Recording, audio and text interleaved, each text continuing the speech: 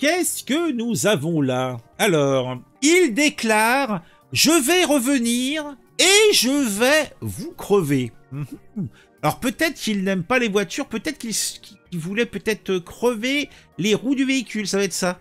Je vais revenir et vous crever. Un migrant marocain en situation irrégulière en France depuis 5 ans. Ah donc, il est en situation irrégulière depuis 5 ans en France, il a affaire régulièrement à la justice et il n'a pas été reconduit dans son pays de cocagne. Je suis surpris. En tout cas, cette fois-ci, il a été interpellé à Perpignan. Donc, ce qui est un petit peu rigolo, et c'est pour ça que j'en parle, c'est que en garde à vue, il a fait caca dans sa cellule. Non, mais pas dans le popo, hein. Non, non, il a fait caca comme ça par terre, hein, avant d'exhiber sa turgescence pleine de sang à une policière qui, heureusement, en a vu d'autres. Bigre, bigre. Donc, quel est donc cet article? Qu'est-ce que nous raconte ce fait divers? Un migrant marocain en situation irrégulière, pléonasme, interpellé pour vol et outrage. Bigre. À Perpignan, ça se passe là, un jeune et sémillant migrant marocain en situation irrégulière a été, on se demande bien pourquoi, alors qu'il ne faisait rien bien sûr, interpellé après avoir dérobé des t-shirts dans un magasin. Oh mon Dieu, il dérobait des t-shirts. Plongeons, eh bien, dans cette histoire et voyons voir de quoi il est question. Alors tout cela se serait passé le 14 décembre. Oh mon Dieu. Et là, on a un homme qui est interpellé par un agent de sécurité après avoir volé 2 t-shirts de marque dans un magasin du centre commercial de la route d'Espagne. Ah, le margoulin voulait se mettre beau de pied en cap pour sans doute, eh bien, appâter la mignonne. Oui, l'individu était porteur d'un couteau et d'une bombe lacrymogène. Il a été rapidement remis à la police. Les enquêteurs ont découvert, oh mon Dieu, quel hasard, qu'il était en situation irrégulière en France depuis pas moins de 5 ans. Le voleur, un chaste margoulin, est un jeune Marocain qui vit clandestinement en France depuis 2019. Malgré sa situation précaire, il a réussi à échapper au contrôle jusqu'à cette interpellation.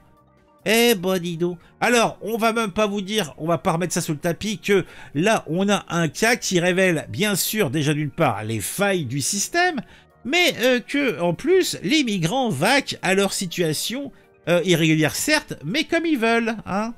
Alors après, il gagnait sa vie comment? En volant. Je pense pas qu'il gagne sa vie en volant des t-shirts, hein, donc en tout cas, tout cela soulève bien des questions. Eh oui. Alors, qu'est-ce qu'on a d'autre comme information concernant ce monsieur?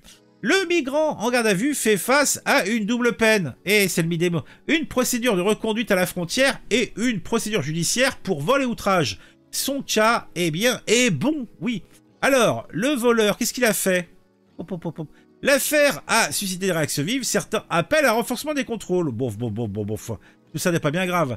Alors moi, ce qui m'intéressait, c'était ce qu'il avait fait, le margoulin. Donc, il a dérobé 2 t-shirts de marque... il a été remis à la police. Très vite, l'officier de permanence a constaté qu'il était censé être assigné à résidence car sous le coup d'une obligation de quitter le territoire.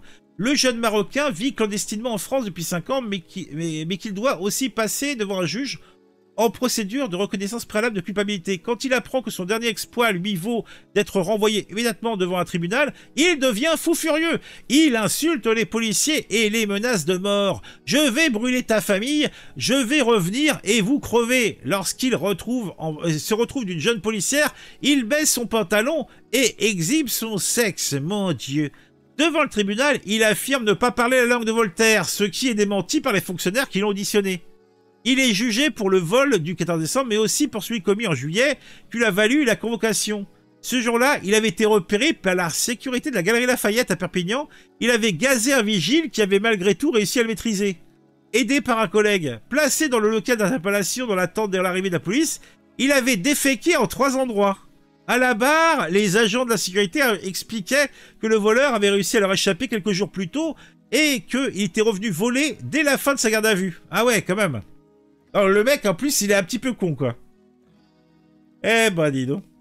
Frustré par une expertise psychiatrique insuffisante, car un homme qui se scarifie a forcément des troubles mentaux. Ah, eh ben oui. Ah, ouais.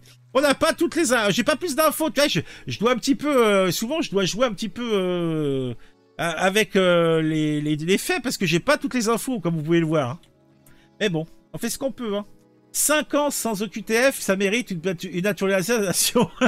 A priori, Pierrot, il était sous OQTF. Hein. Ah, mon Dieu, mon Dieu, mon Dieu. En tout cas, j'espère que tu vas bien, Pierrot.